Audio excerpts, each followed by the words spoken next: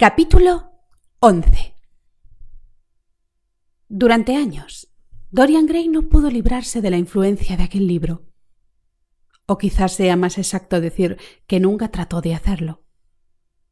Encargó que le trajeran de París al menos 9 ejemplares de la primera edición en papel de gran tamaño, con márgenes muy amplios, y los hizo encuadernar en colores diferentes, de manera que se acomodaran a sus distintos estados de ánimo y a los cambiantes caprichos de una sensibilidad sobre la que a veces parecía haber perdido casi por completo el control. El protagonista, el asombroso joven parisino cuyos temperamentos romántico y científico estaban tan extrañamente combinados, se convirtió en prefiguración de sí mismo. Y de hecho, el libro entero le parecía contener la historia de su vida, escrita antes de que él la hubiera vivido. Había, sin embargo, un punto en el que era más afortunado que el fantástico protagonista de la novela. Nunca padeció el terror un tanto grotesco, nunca de hecho tuvo razón alguna para ello, que le inspiraban los espejos, las brillantes superficies de los metales y el agua inmóvil al joven parisino desde una temprana edad. Terror ocasionado por la repentina desaparición de una belleza que en otro tiempo, al parecer, había sido extraordinariamente llamativa. Dorian Gray solía leer con un júbilo casi cruel, y quizá en casi todas las alegrías, como sin duda en todos los placeres, la crueldad tiene su lugar. La última parte del libro, con su relato verdaderamente trágico, aunque hasta cierto punto demasiado subrayado, del dolor y la desesperación de alguien que había perdido lo que apreciaba, por encima de todo, en otras personas y en el mundo. Porque la singular belleza que tanto había fascinado a Basil Hallward y a otros muchos nunca parecía abandonarlo. Incluso quienes habían oído de él las mayores vilezas y periódicamente extraños rumores sobre su manera de vivir corrían por Londres y se convertían en la comidilla de los clubs, no les daban crédito si llegaban a conocerlo personalmente. Dorian Gray conservaba el aspecto de alguien que se ha mantenido lejos de la vileza del mundo. Las conversaciones groseras se interrumpían cuando entraba en una habitación. Había una pureza en su rostro que tenía todo el valor de un reproche. Su mera presencia parecía despertar el recuerdo de una inocencia mancillada. Todo el mundo se preguntaba cómo alguien tan atractivo y puro había escapado a la corrupción de una época sórdida, a la vez que sensual. Con frecuencia, al regresar a su casa de una de aquellas misteriosas y prolongadas ausencias que daban pie a tan extrañas conjeturas entre quienes eran o creían ser sus amigos, Dorian Gray se deslizaba escaleras arriba hasta la habitación cerrada del ático. Abría la puerta con la llave que nunca se separaba de su persona y se colocaba con un espejo delante del retrato pintado por Basil Hallward. Mirando unas veces al rostro malvado y envejecido del lienzo y otras las facciones siempre jóvenes y bien parecidas que se reían de él desde la brillante superficie del cristal. La nitidez misma del contraste aumentaba su placer. Se fue enamorando cada vez más de la belleza de su cuerpo e interesándose más y más por la corrupción de su alma. Examinaba con minucioso cuidado y a veces con un júbilo monstruoso y terrible los espantosos surcos que cortaban su arrugada frente y que se arrastraban en torno a la boca sensual, perdido todo su encanto, preguntándose a veces qué era lo más horrible, si las huellas del pecado o las de la edad. También colocaba las manos nacaradas junto a las manos rugosas e hinchadas del cuadro y sonreía. Se burlaba del cuerpo deforme y de las extremidades claudicantes. De noche, insomne en su dormitorio, siempre perfumado por delicados aromas, o en la sórdida habitación de una taberna de pésima reputación cerca de los muelles que tenía por costumbre frecuentar disfrazado y con nombre falso. Había momentos efectivamente en los que pensaba en la destrucción de su alma con una compasión que era especialmente patética por puramente egoísta. Pero aquellos momentos no se prodigaban. La curiosidad acerca de la vida que Lord Henry despertara por primera vez en él cuando estaban en el jardín de su amigo Basil parecía crecer a medida que se satisfacía. Cuanto más sabía, más quería saber. Padecía hambres locas que se hacían más devoradoras cuanto mejor las alimentaba. No se dejaba ir por completo, sin embargo, al menos en sus relaciones con la buena sociedad. 1 o 2 veces al mes durante el invierno y los miércoles por la tarde durante la temporada, abría al mundo las puertas de su magnífica casa y contrataba a los músicos más celebrados del momento para que deleitaran a sus invitados con las maravillas de su arte.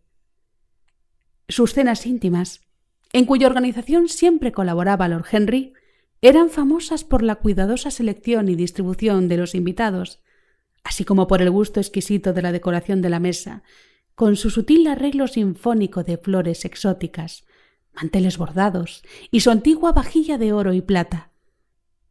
Abundaban, de hecho, especialmente entre los más jóvenes, quienes veían o imaginaban ver en Dorian Gray la verdadera encarnación de un modelo con el que habían soñado a menudo en sus días de Eton y de Oxford. Una persona que conjugaba en cierto modo la cultura del erudito con el encanto, la distinción y los perfectos modales de un ciudadano del mundo. Les parecía que formaba parte del grupo de aquellos a los que Dante describe porque tratan de hacerse perfectos mediante el culto rendido a la belleza. Como Gautier, era alguien para quien existía el mundo visible. Para él, ciertamente, la vida era la primera y la más grande de las artes, y todas las demás no eran más que una preparación para ella. La moda, por medio de la cual lo puramente fantástico se hace por un momento universal, y el dandismo, que a su manera trata de afirmar la modernidad absoluta de la belleza, le fascinaban. Su manera de vestir y los estilos peculiares, que de cuando en cuando propugnaba, tenían una marcada influencia en los jóvenes elegantes que se dejaban ver en los bailes de Mayfair o detrás de los ventanales de los clubs de Pall Mall, y que copiaban todo lo que Dorian hacía, esforzándose por reproducir el encanto pasajero de sus graciosas coqueterías, que para él nunca llegaban a ser del todo serias.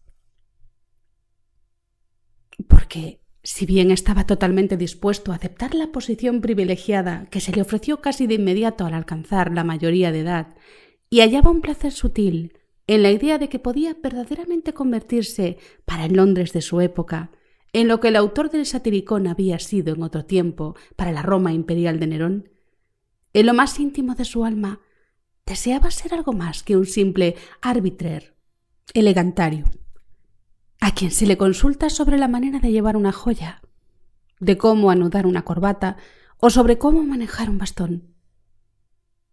Dorian Gray trataba de inventar una nueva manera de vivir que descansara en una filosofía razonada y en unos principios bien organizados, y que hallara en la espiritualización de los sentidos su meta más elevada. El culto a los sentidos ha sido censurado con frecuencia y con mucha justicia, porque al ser humano su naturaleza le hace sentir un terror instintivo ante las pasiones y sensaciones que le parecen más fuertes que él, y que es consciente de compartir con formas inferiores del mundo orgánico. Pero Dorian Gray consideraba que nunca se había entendido bien la verdadera naturaleza de los sentidos, que habían permanecido en un estado salvaje y animal sencillamente porque el mundo había tratado de someterlos por el hambre y matarlos por el dolor, en lugar de proponerse convertirlos en elementos de una nueva espiritualidad, en la que el rasgo dominante sería un admirable instinto para captar la belleza. Al contemplar el camino recorrido por el ser humano desde los albores de la historia, le dominaba un sentimiento de pesar. Eran tantas las capitulaciones y con tan escasos resultados. Se habían producido rechazos insensatos, formas monstruosas de mortificación, de autotortura, cuyo origen era el miedo, y su resultado, una degradación infinitamente más terrible que la degradación imaginaria de la que el ser humano, en su ignorancia, había tratado de escapar. La naturaleza, utilizando su maravillosa ironía, empujaba al anacoreta a alimentarse con los animales salvajes del desierto y al ermitaño le daba por compañeros a las bestias del campo. Sí, tenía que haber, como Lord Henry había profetizado, un nuevo hedonismo que recreara la vida, que la salvara de ese puritanismo tosco y violento que está teniendo en nuestra época un extraño renacimiento. Un hedonismo que utilizaría sin duda los servicios de la inteligencia, pero sin aceptar teoría o sistema alguno que implicara el sacrificio de cualquier modalidad de experiencia apasionada. Su objetivo, efectivamente, era la experiencia misma y no los frutos de la experiencia, tanto dulces como amargos. Prescindiría del ascetismo que sofoca los sentidos y de la vulgar desvergüenza que los embota, pero enseñaría al ser humano a concentrarse en los instantes singulares de una vida que no es en sí misma más que un instante.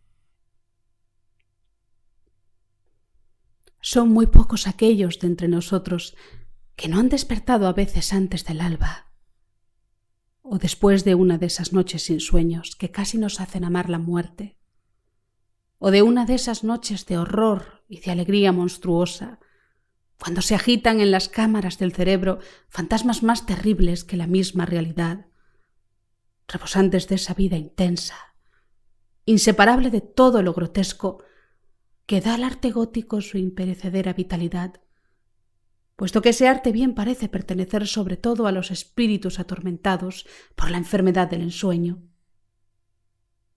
Poco a poco, dedos exagües surgen de detrás de las cortinas y parecen temblar, adoptando fantásticas formas oscuras. Sombras silenciosas se apoderan, reptando, de los rincones de la habitación para agazaparse allí. Fuera se oye el agitarse de pájaros entre las hojas, o los ruidos que hacen los hombres al dirigirse al trabajo, o los suspiros y sollozos del viento que desciende de las montañas y vaga alrededor de la casa silenciosa como si temiera despertar a los que duermen, aunque está obligado a sacar a toda costa el sueño de su cueva de color morado. Uno tras otro se alzan los velos de delicada gasa negra.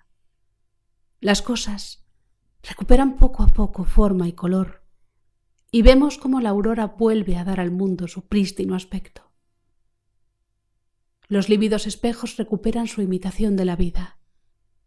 Las velas apagadas siguen estando donde las dejamos, y a su lado descansa el libro a medio abrir que nos proponíamos estudiar, o la flor preparada que hemos lucido en el baile, o la carta que no nos hemos atrevido a leer, o que hemos leído demasiadas veces. Nada nos parece que haya cambiado. De las sombras irreales de la noche renace la vida real que conocíamos. Hemos de continuar allí donde nos habíamos visto interrumpidos.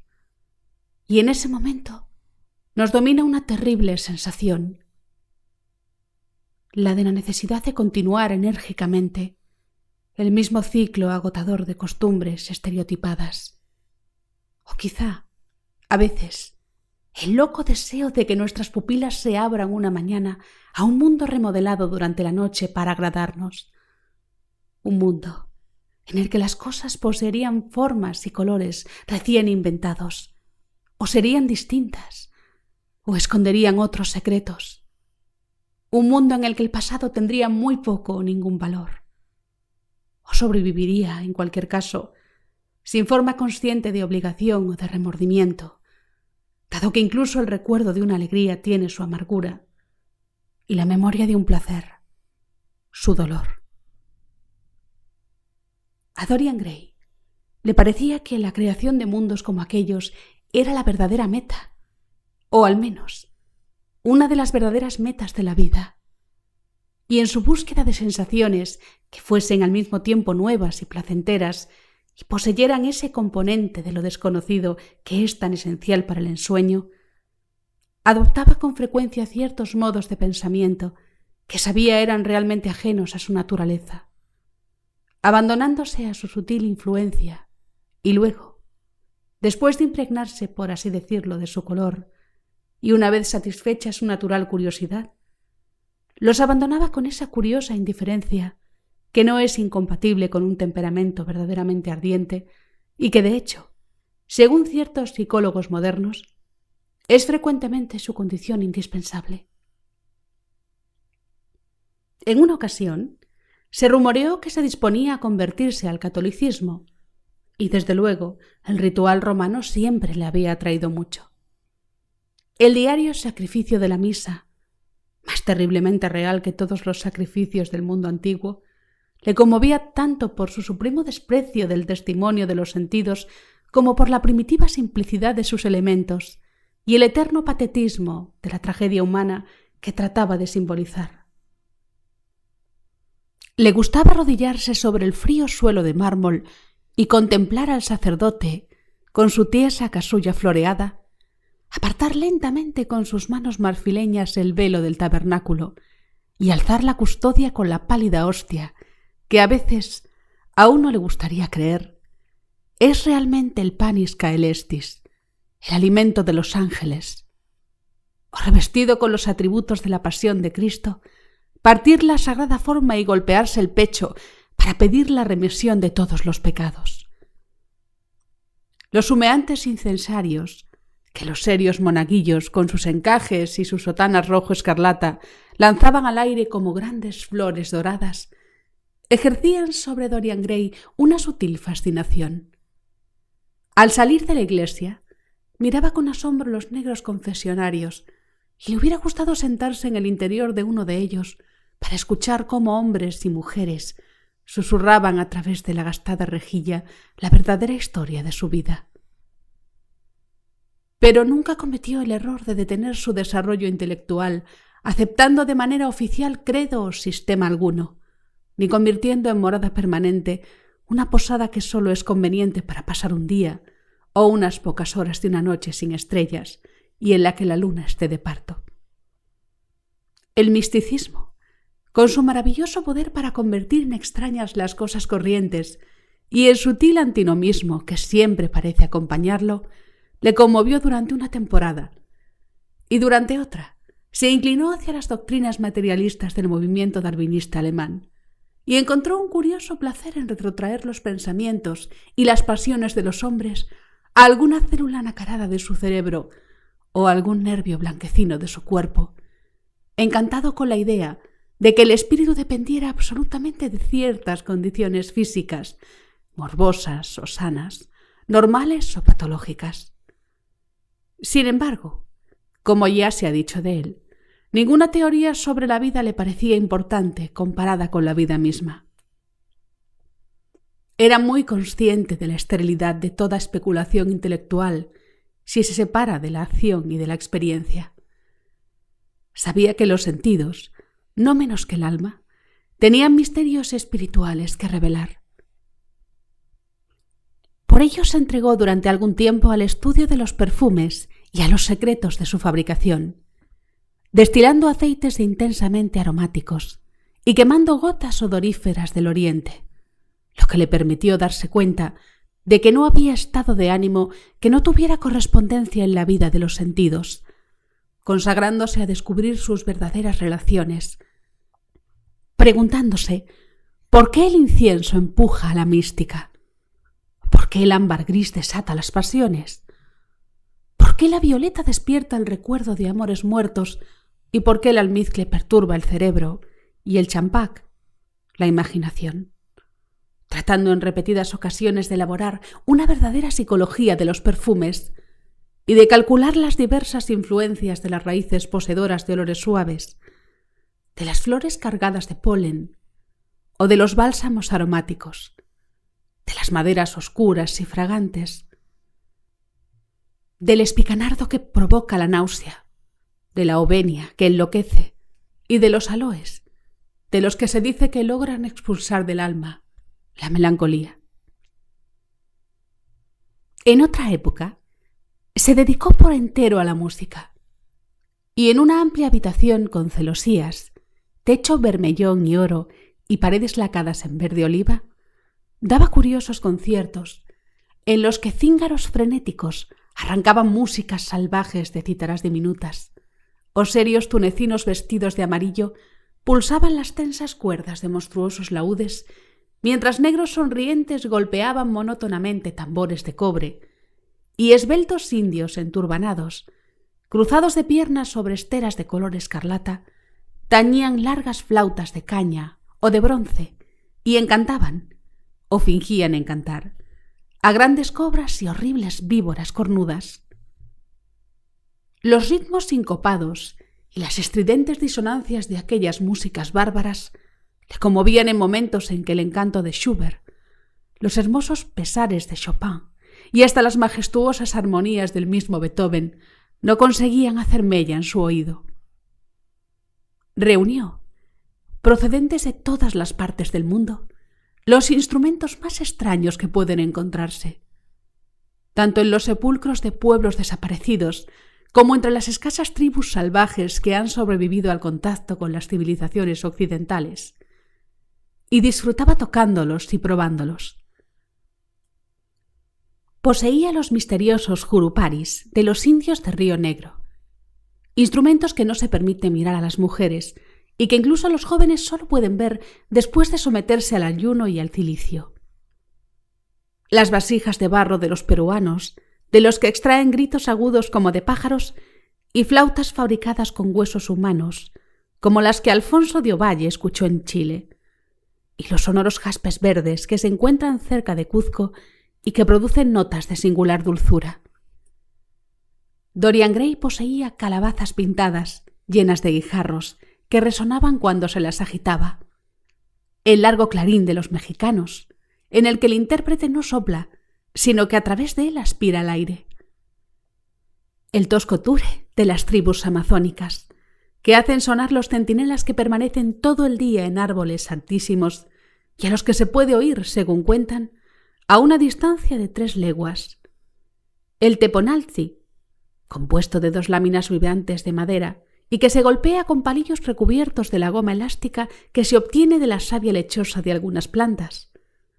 Las campanas yolt de los aztecas, que se cuelgan en racimos como si fuesen uvas, y un enorme tambor cilíndrico, cubierto con las pieles de grandes serpientes, como el que Bernal Díaz del Castillo vio cuando entró con Cortés en el templo mexicano, y de cuyo sonido quejumbroso nos ha dejado una descripción tan gráfica. El carácter fantástico de aquellos instrumentos le fascinaba, y le producía un curioso placer la idea de que el arte, como la naturaleza, tiene sus monstruos, criaturas de forma bestial y voces odiosas. Sin embargo, al cabo de algún tiempo se cansaba de ellos y regresaba a su palco en la ópera, ya fuese solo o en compañía de Lord Henry, para escuchar con profundo placer Tannhäuser, viendo en el preludio de esa gran obra una interpretación de la tragedia de su alma. En otra ocasión, emprendió el estudio de las joyas y se presentó en un baile de disfraces como Anne de Joyeuse, almirante de Francia, con un traje recubierto de 560 perlas.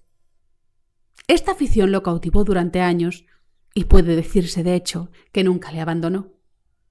Con frecuencia, empleaba un día entero colocando y volviendo a colocar en sus estuches las diferentes piedras que había coleccionado, como el crisoberilo verde oliva que se enrojece a la luz de una lámpara, la cimófana, atravesada por una línea de plata, el peridoto, de color verde pistacho, topacios rosados o dorados como el vino, carbunclos ferozmente escarlata, con trémulas estrellas de 4 puntas, granates de Ceilán rojo fuego, las espinelas naranja y violeta, y las amatistas, con sus capas alternas de rubí y zafiro.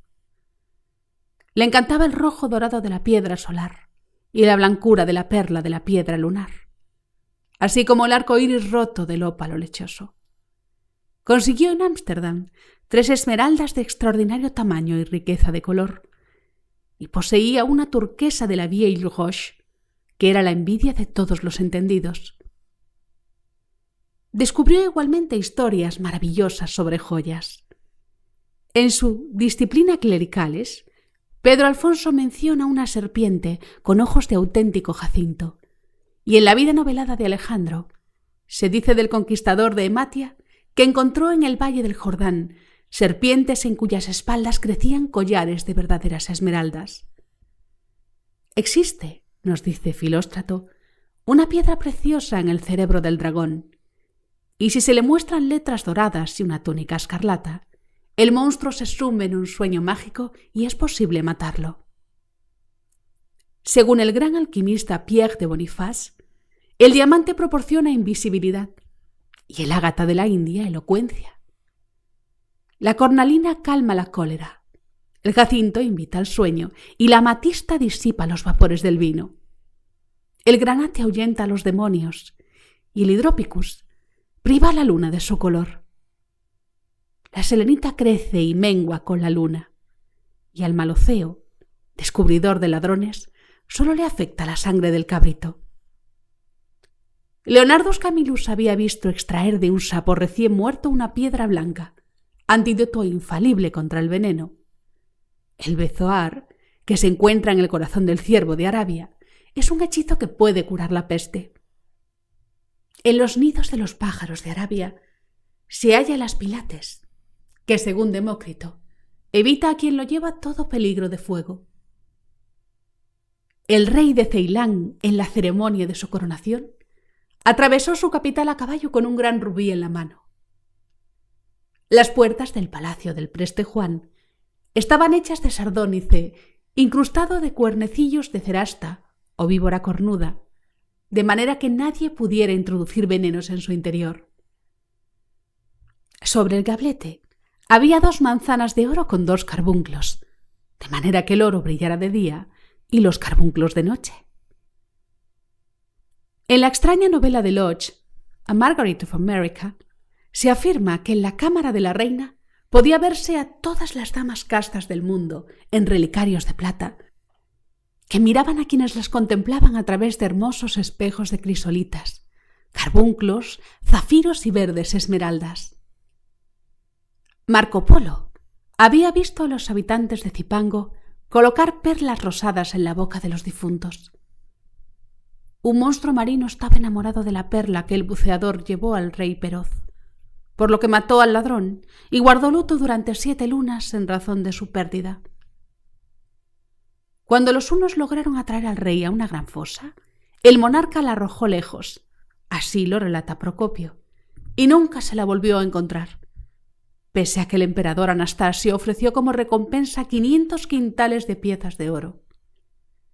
El rey de Malabar había mostrado a cierto veneciano un rosario de 304 perlas, una por cada dios a quien rendía culto. Cuando el duque de Valentinois, hijo de Alejandro VI, visitó a Luis XII, su caballo, nos cuenta Brantomé, iba cargado de hojas de oro y su gorro estaba adornado con 2 hileras de deslumbrantes rubíes. Carlos de Inglaterra, cuando montaba a caballo, llevaba unas espuelas adornadas con 421 diamantes. Ricardo II tenía un gabán, valorado en 30.000 marcos, que estaba recubierto de balajes, rubíes de color morado. Hall describía a Enrique VIII de camino hacia la Torre de Londres antes de su coronación con una veste recamada en oro, el jubón bordado con diamantes y otras piedras preciosas, y en torno al cuello un gran collar de grandes balajes. Los favoritos de Jacobo I llevaban pendientes hechos de esmeraldas montadas en filigrana de oro. Eduardo II dio a Piers Gaveston una armadura de oro rojo tachonada de jacintos, un collar de rosas de oro con turquesas y un gorro persemé de perlas. Enrique II utilizaba guantes enjollados que le llegaban hasta el codo y poseía un guante de cetrería adornado de 12 rubíes y 52 grandes perlas de Oriente. Del sombrero ducal de Carlos el Temerario, último duque de Borgoña de su estirpe, tachonado de zafiros, colgaban perlas con forma de pera. Cuán exquisita era la vida en otros tiempos, ¡Qué magnificencia en la pompa y en la ornamentación! La simple lectura de lo que fue el lujo de antaño maravillaba. Dorian Gray se interesó más adelante por los bordados y los tapices que hacían oficio de frescos en las frías salas de las naciones septentrionales de Europa. Mientras investigaba el tema, y siempre tuvo la extraordinaria facultad de sumergirse por completo, llegado el momento en el tema que abordaba, casi le entristeció reflexionar sobre los destrozos que el tiempo causa en todo lo que es hermoso y extraordinario. Él al menos había escapado a aquella condena. Los veranos se sucedían. Los junquillos dorados habían florecido y muerto muchas veces, y noches de horror repetían la historia de su infamia. Pero Dorian seguía siempre igual. El invierno no estropeaba su tez, ni marchitaba el esplendor de su juventud. Bien distinto era lo que sucedía con las cosas materiales. ¿Qué se había hecho de ellas? ¿Dónde estaban el gran manto de color azafrán, tejido por morenas doncellas para complacer a Atenea, por el que los dioses habían luchado contra los gigantes? ¿Dónde estaba el inmenso velarium que Nerón extendiera sobre el Coliseo romano? Aquella titánica vela morada en la que estaba representado el cielo estrellado y Apolo conduciendo un carro tirado por blancos corceles con riendas de oro. Dorian anhelaba ver las curiosas servilletas confeccionadas para el sacerdote del sol, en las que se habían representado todas las golosinas y viandas que pudieran desearse para un festín. El paño mortuorio del rey Chilperico, con sus 300 abejas doradas. Las extravagantes túnicas que despertaron la indignación del obispo del Ponto, donde estaban representados leones, panteras, osos, perros, bosques, rocas, cazadores. Todo lo que de hecho un pintor puede copiar de la naturaleza. Y el jubón que vistiera en cierta ocasión Carlos de Orleans, en cuyas mangas se había bordado la letra de una canción que empezaba con Madame, je suis tout joyeux, en hilo de oro, el acompañamiento musical de las palabras y cada nota, de forma cuadrada en aquellos tiempos, formada por 4 perlas. También supo Dorian Gray de la habitación que se preparó en el palacio de Reims para albergar a la reina Juana de Borgoña, decorada con 1.321 loros adornados con las armas reales y 561 mariposas, cuyas alas lucían de manera similar las armas de la reina, todo el conjunto trabajado en oro. Catalina de Médici se hizo preparar un lecho fúnebre de terciopelo negro, tachonado de medias lunas y soles. Sus cortinas eran de damasco, adornadas con frondosas coronas y guirnaldas sobre un fondo de oro y plata. Los bordes decorados con bordados de perlas, que se colocó en una estancia de cuyo techo colgaban hileras de divisas de la reina en terciopelo negro sobre paño de plata. Luis XIV tenía en sus apartamentos cariátides bordadas en oro de 15 pies de altura. El lecho de gala de Juan II Sobieski, rey de Polonia, estaba hecho de brocado de oro de Esmirna, en el que se habían escrito con turquesas versículos del Corán. Los apoyos eran de plata dorada, bellamente cincelados y profusamente adornados con medallones esmaltados y enjollados. Se trataba de un botín de guerra, tomado en el campamento turco durante el sitio de Viena, y el estandarte de Mahoma había flotado al viento bajo los vibrantes dorados de su baldaquín. Y así, durante todo un año, Dorian se esforzó por acumular los ejemplares más exquisitos de tejidos y bordados. Delicadas muselinas de Delhi, exquisitamente trabajadas con adornos de palmas en hilo de oro y tachonadas con alas de escarabajos irisados. Gasas de Daca, a las que, dada su transparencia, se conocen en Oriente como aire tejido y agua corriente, y también como rocío nocturno. Telas de Java, con extrañas figuras, tapices amarillos muy refinados procedentes de China. Libros, encuadernados en saté leonado o bellas sedas azules y adornados con flores de lis, pájaros e imágenes. Velos de laquis, tejidos con punto de Hungría, brocados sicilianos y tiesos terciopelos españoles, telas georgianas con sus monedas doradas y fucusas japonesas con sus dorados de tonos verdes y sus aves de maravilloso plumaje.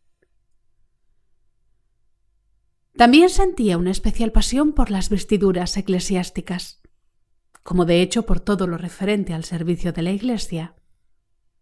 En los largos baúles de cedro, dispuestos a lo largo de la galería oeste de su casa, había almacenado gran número de ejemplares raros y soberbios de lo que es realmente el aderezo de la esposa de Cristo, que debe adornarse con la púrpura, las joyas y el lino de mejor calidad para ocultar su pálido cuerpo, mortificado, gastado por el sufrimiento que ella misma busca y herido por los dolores que se inflige.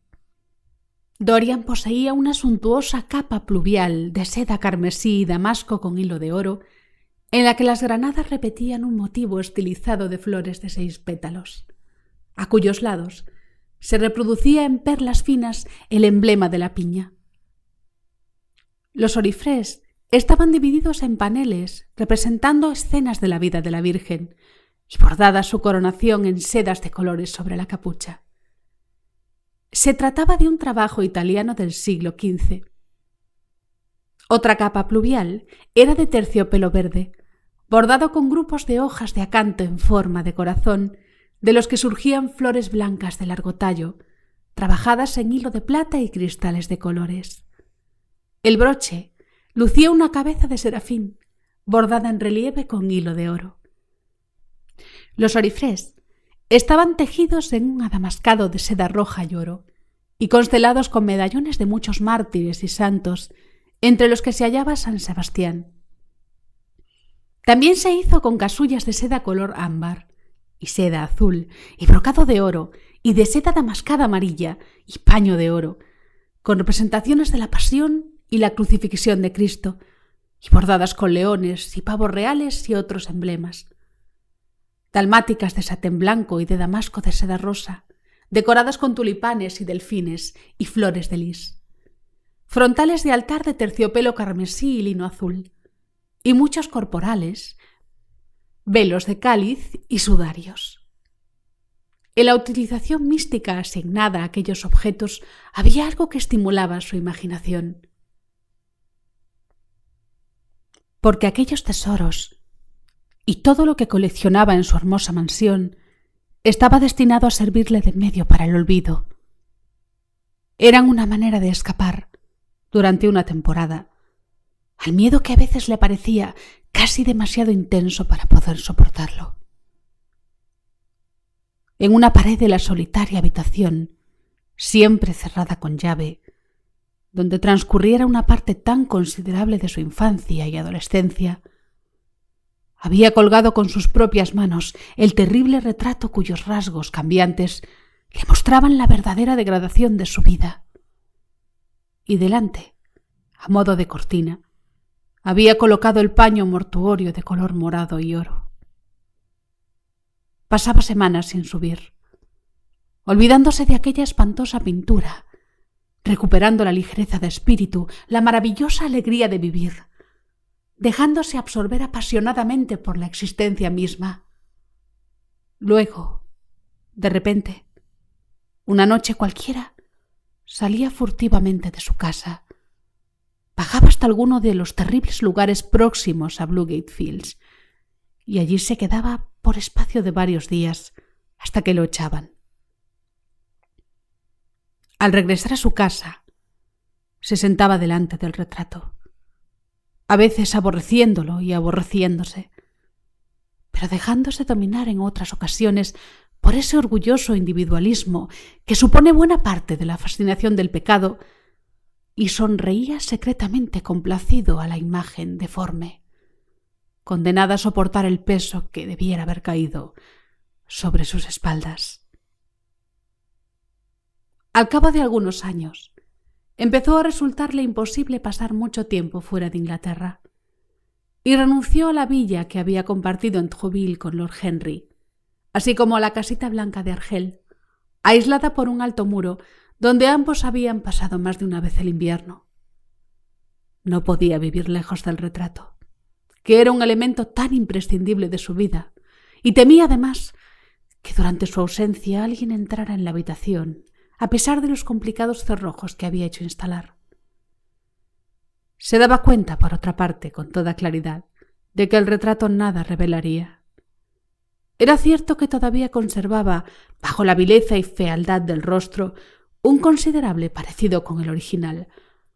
Pero, ¿qué consecuencias se podrían extraer de ello?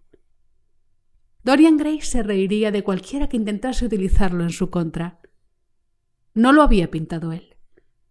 ¿Qué le importaba lo vil y abyecto de su apariencia? Aunque revelase la verdad, ¿quién la creería? Pero eso no impedía que sintiera miedo.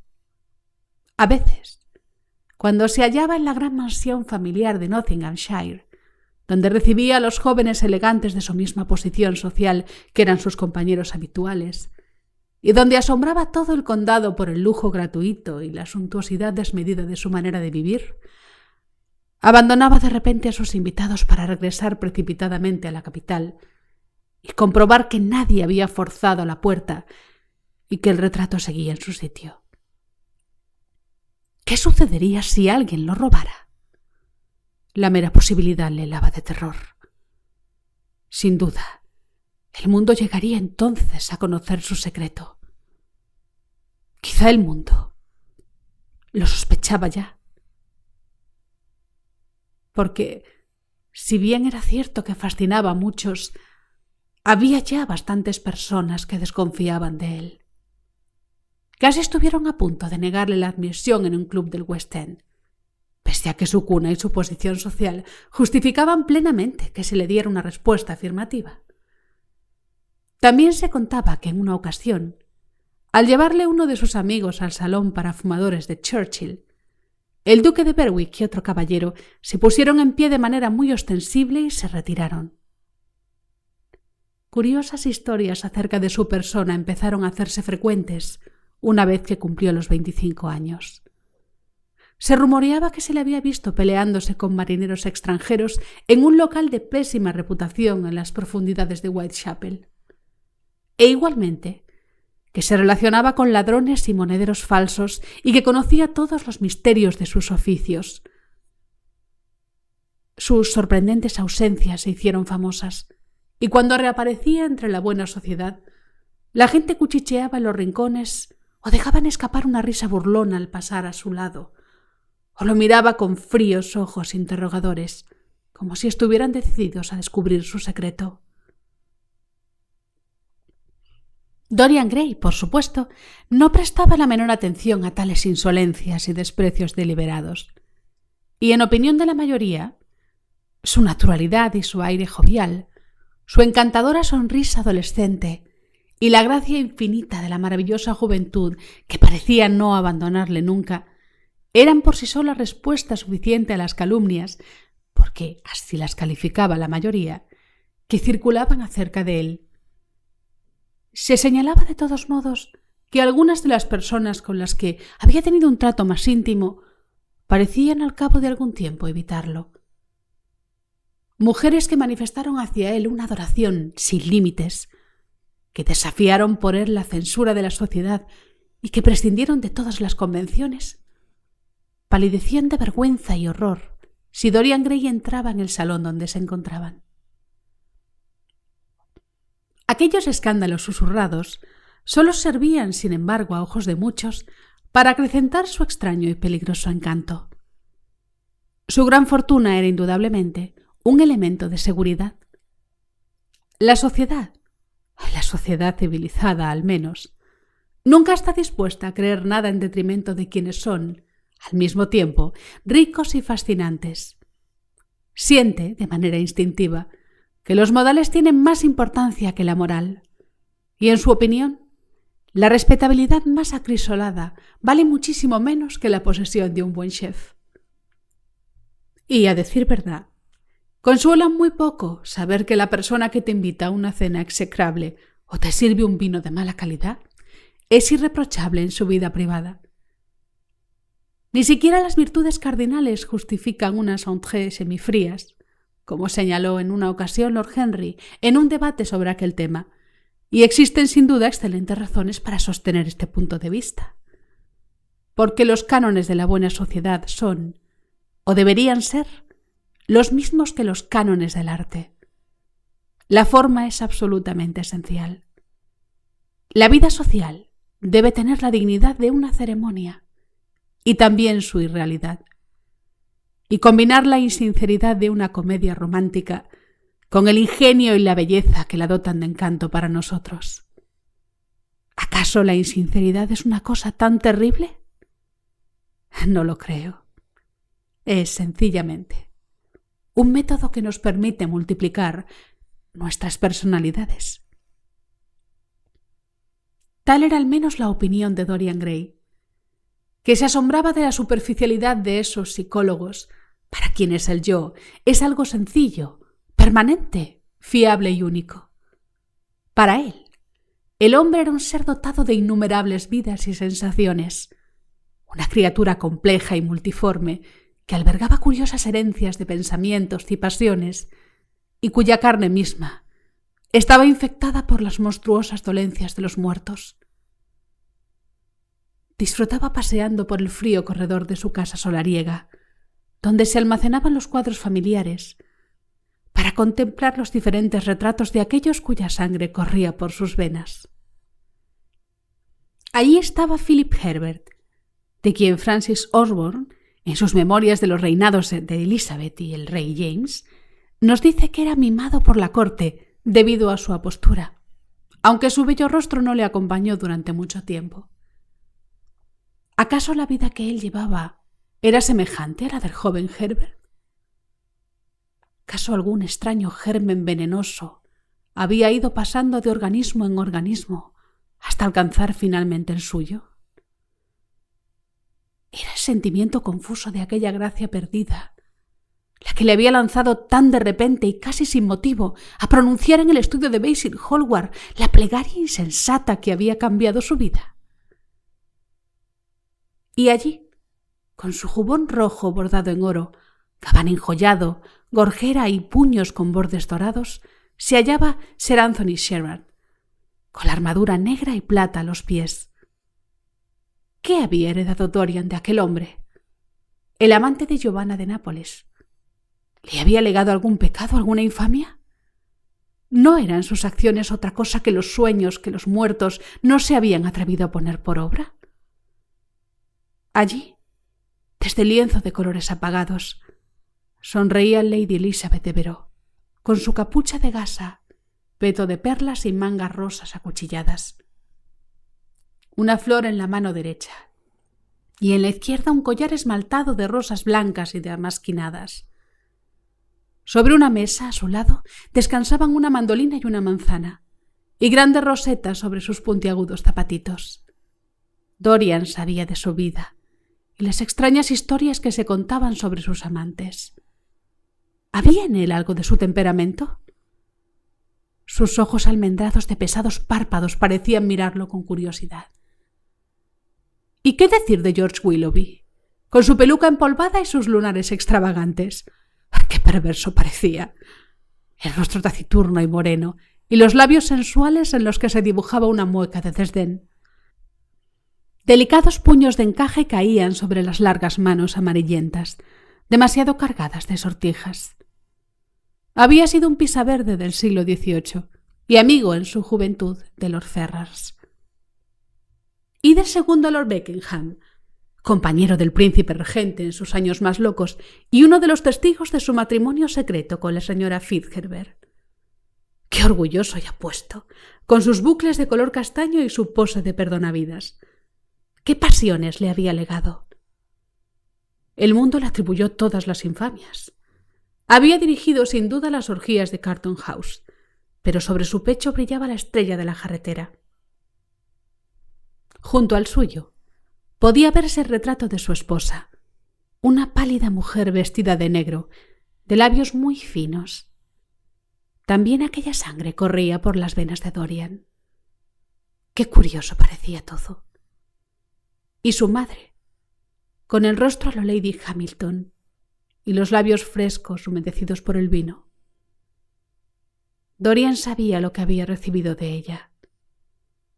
Le había transmitido su belleza y la pasión por la belleza de otros. Se reía de él con su holgado vestido de bacante. Había hojas de viña en sus cabellos. La copa que sostenía derramaba púrpura. Los claveles del cuadro se habían marchitado, pero los ojos seguían siendo maravillosos por su profundidad y la magia de su color, y parecían seguirlo donde quiera que fuese. Pero también se tienen antepasados literarios, además de los de la propia estirpe. Muchos de ellos, quizá más próximos por la constitución y el temperamento, y con una influencia de la que era consciente con mucha mayor claridad. Había ocasiones en las que a Dorian Gray le parecía que la totalidad de la historia no era más que el relato de su propia vida, no como la había vivido en sus acciones y detalles, sino como su imaginación la había creado para él, como había existido en su cerebro y en sus pasiones.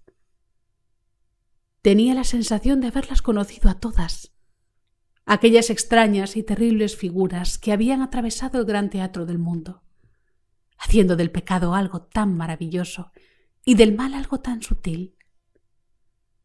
Le parecía que de algún modo misterioso, sus vidas habían sido también la suya. El protagonista mismo de la maravillosa novela que tanto había influido en su vida tuvo aquella curiosa impresión. En el capítulo 7 cuenta cómo, coronado de laurel para evitar ser herido por el rayo, había sido Tiberio, que leía en un jardín de Capri las obras escandalosas de la autora griega Alefantis, mientras enanos y pavos reales se paseaban a su alrededor y el flautista imitaba el ir y venir del inciensario. Había sido Calígula, de Francachela en los establos con palafraneros de casaca verde, antes de cenar en un pesebre de marfil junto a un caballo con la frente cubierta de joyas. Y Domiciano, vagabundo por un corredor con espejos de mármol, buscando por todas partes con ojos enfebrecidos el reflejo de una daga destinada a poner fin a sus días, y enfermo de ese ennui, de ese terrible tedio vital, destino común de todos aquellos a quienes la vida no ha negado nada. Más adelante también había presenciado, a través de una transparente esmeralda, las sangrientas carnicerías del circo, para luego, en una litera de perlas y púrpura, tirada por mulas con herraduras de plata, regresar por la calle de las Granadas a la Casa Dorada, mientras que a su paso los habitantes de Roma aclamaban al César Nerón. Había sido Heliogábalo, el rostro pintado de colores que trabajaba en la rueca entre las mujeres y que trajo de Cartago a la luna para dársela al sol en matrimonio místico. Dorian leía una y otra vez tan fantástico capítulo, y los dos siguientes, que presentaban, como lo hacen ciertos tapices singulares o ciertos esmaltes extraños hábilmente trabajados, las formas estremecedoras y espléndidas de aquellos a quienes el vicio y la sangre y el tedio convirtieron en monstruos o en locos. Filipo, duque de Milán, que asesinó a su esposa y le pintó los labios con un veneno escarlata para que su amante sorbiera la destrucción de la criatura muerta que acariciaba. Pietro Barbi, el veneciano conocido por el nombre de Paulo II, quien en su vanidad quiso reclamar el título de Fermosus y cuya tiara, valorada en 200.000 florines, se compró al precio de un pecado abominable.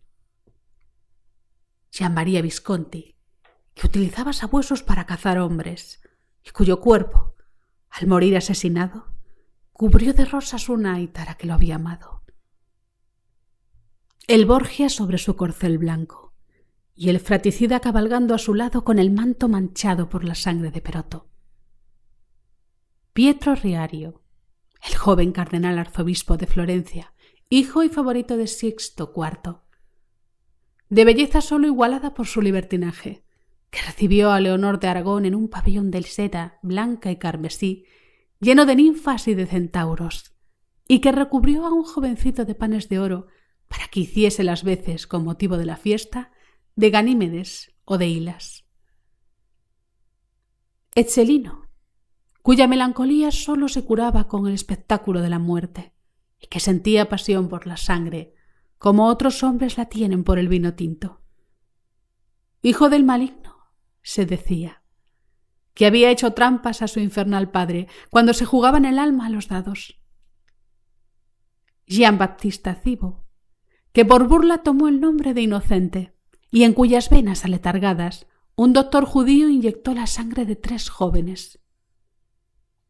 Segismundo Malatesta, el amante de Isota y señor de Rimini, cuya efigie fue quemada en Roma como enemigo de Dios y de los hombres, y que estranguló a Polisena con una servilleta. Dio a Ginebra de este veneno en una copa de esmeralda, y queriendo honrar una pasión vergonzosa, construyó una iglesia pagana para el culto cristiano. Carlos VI, tan terriblemente enamorado de la esposa de su hermano, que un leproso le advirtió de la locura que se avecinaba, y que cuando su cerebro enfermó y empezó a desvariar, sólo era posible calmarlo con naipes sarracenos, ilustrados con imágenes del amor, de la muerte y de la locura. Y con su elegante jubón, gorro enjollado y rizos como hojas de acanto, Grifonetto Baglioni, que dio muerte a Astorre junto con su prometida, y Simonetto con su paje, cuyo atractivo era tal que mientras agonizaba tendido en la plaza amarilla de Perusa, quienes lo habían odiado se sintieron conmovidos hasta las lágrimas, y a quien Atalanta, que lo había maldecido, lo bendijo. Todos despertaban en Dorian una horrible fascinación. Los veía de noche y le perturbaban durante el día. El Renacimiento conoció extrañas maneras de envenenar. Por medio de un casco y una antorcha encendida, de un guante bordado y de un abanico enjollado, de una almohadilla perfumada y un collar de ámbar. A Dorian Gray lo había envenenado un libro. En determinados momentos veía el mal únicamente como un medio que le permitía poner por obra su concepción de lo bello.